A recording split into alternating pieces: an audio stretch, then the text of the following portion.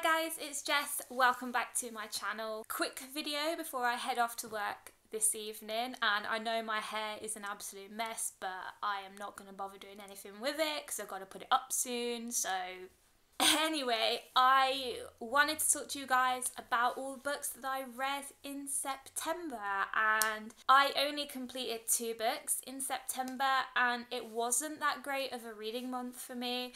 But I'm not that annoyed about it because I did have a lot going on. I was working a lot and I went on holiday and I had a lot of stuff going on with the house in terms of decorating. So 2 books completed is still great, and I also reached my Goodreads goal of reading 25 books for the year, so I'm super happy with that. Firstly, I wanted to give a quick mention to this book, Let Me Lie by Clare Mackintosh. I actually read this book in August and I forgot to include it in my August wrap up because I'm an absolute idiot. So I just wanted to talk to you a little bit about it now while I remember. It's about this woman called Anna whose parents both died. Her father committed suicide, and then a few months after that her mother seemingly did the same in the same way in the same location.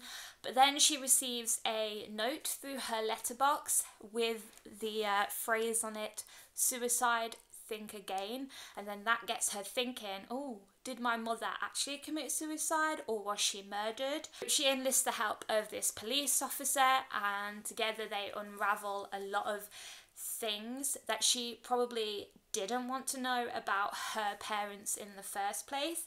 And I really enjoyed it. I gave it 4 stars because the first half of the book was very predictable and the things that happened I kind of knew were coming, but then the last 100 pages or so of the book really did surprise me. What I really liked about this book was how the author picked up the pace towards the end. The last 100 or so pages were an absolute roller coaster, and the things that happened I was not expecting. I love a good shock factor in thrillers, and this definitely had it. Honestly, the villain of the story is probably not the person you're expecting without giving too much away. It's definitely a fun read, and I also like the fact that Clare Mackintosh did work in the police department before she was an author, so she has a lot of experience with this kind of thing. She has a little bit of knowledge about it. So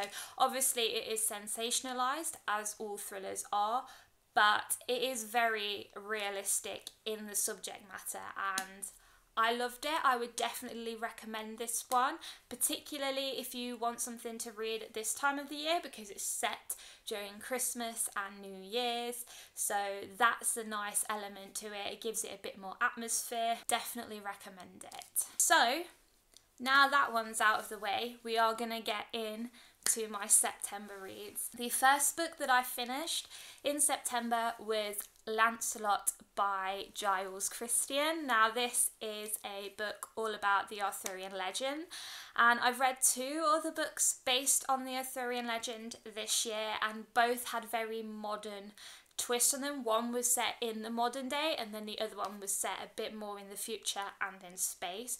Both really interesting concepts. This one's much more traditional in that it is historical fiction, so it's very much set in the time that the Arthurian legend would have been set in. What I liked about it was that it was very true to the legends that I am very familiar with. There was the romance between Lancelot and Guinevere. There was the inclusion of Mordred being the son of King Arthur and his half-sister Morgana, which I don't see that much of because it is a little bit taboo.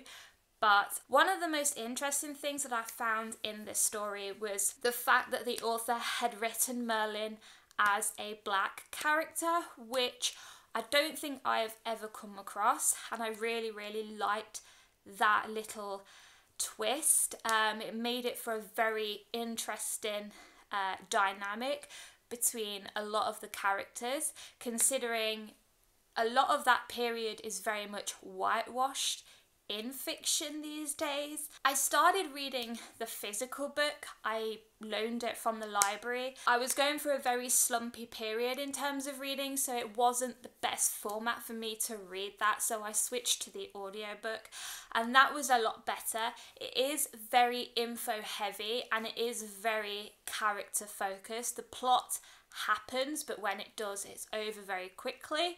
It's more about Lancelot and him growing up from a child to becoming an adult and becoming one of Arthur's knights. And the audiobook really helped with a lot of the pronunciations of characters' names and place names, because it is all, you know, it's a Welsh legend, so the names are going to be very, very strange and sound completely different to how they're spelt, so that helped. I ended up giving this book 4 stars just because some of the things that happened towards the end were a little bit underwhelming and I didn't get the impact that I thought I was going to get from it.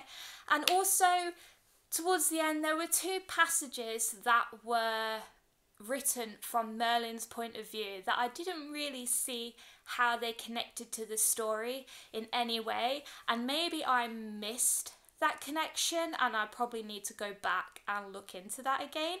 But I just thought they were there for no reason. So that kind of swayed my decision in giving it 4 stars instead of 5. But I still really did enjoy it, and I would recommend it to anyone that likes reading about the Arthurian legend. And I am definitely eager to check out more of Giles Kristian's work. I know he's from Leicestershire. I'm from Leicestershire, so I fully support local authors. And the last book that I completed in September was my favourite read, and that was Loki, Where Mischief Lies by Mackenzie Lee. This has been one of my most anticipated books of the fall this year, and I thoroughly enjoyed it, and it lived up to my expectations. It follows Loki and his friend Amora. She's a sorceress. During a big feast on Asgard, they end up destroying one of Asgard's most prized possessions, and Amora takes all the blame for it, and out of anger and to punish her, Odin sends her to Earth, strips her of her powers. She can never come back to Asgard. Loki is absolutely furious about that decision, and then fast forward a few more years and Odin sends Loki to Earth to investigate a string of murders that have connections to Asgardian magic. I loved it. I loved that it was set in the Victorian era. It's set in London during the 1800s, and that is one of my favourite settings to read about, particularly at this time of the year. It has a lot of atmosphere. And what I loved about this book the most was the development of Loki's character from start to finish. He's so much fun to read about, and I love his sarcasm and I love his wit. I love that he doesn't care until he has to, and I love that at the start of the book he didn't care that much for other people's feelings, but then towards the end of the book he does become very empathetic of others, which is really, really nice. And I love reading about anti-heroes because they're characters that you shouldn't be rooting for, because sometimes they're not very nice people and they don't do very nice things, and Loki certainly doesn't make the best decisions all of the time, but he redeemed himself at the end of the book, and I just really, really adore it. I wish there was more of Thor in it because I love the relationship between these two, and I think it could have provided a lot of humorous scenes. Not that there wasn't any, because there was, but I understand why she didn't include Thor that much, because it's about Loki. And I really wish this was a fucking film, because I would go and watch it and I would love it. So I gave this book 5 stars. If you're a fan of Loki, if you like Marvel, pick it up. It's well worth it, and I can't wait to see the other 2 books that she releases of Marvel anti-heroes. Very interested to see what they're going to be about. I don't know when they're coming out, but for now, this one is definitely a good book. Okay, so those are all the books that I completed in September.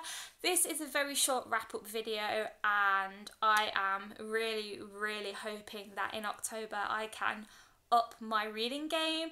I am taking part in the Spookathon. That video is already up, so go and check it out. I will link it down below for you as well. I do have 2 more books that I have started in September that I am finishing this month. In fact, one I have just finished today, and that was Birthday Girl by Penelope Douglas.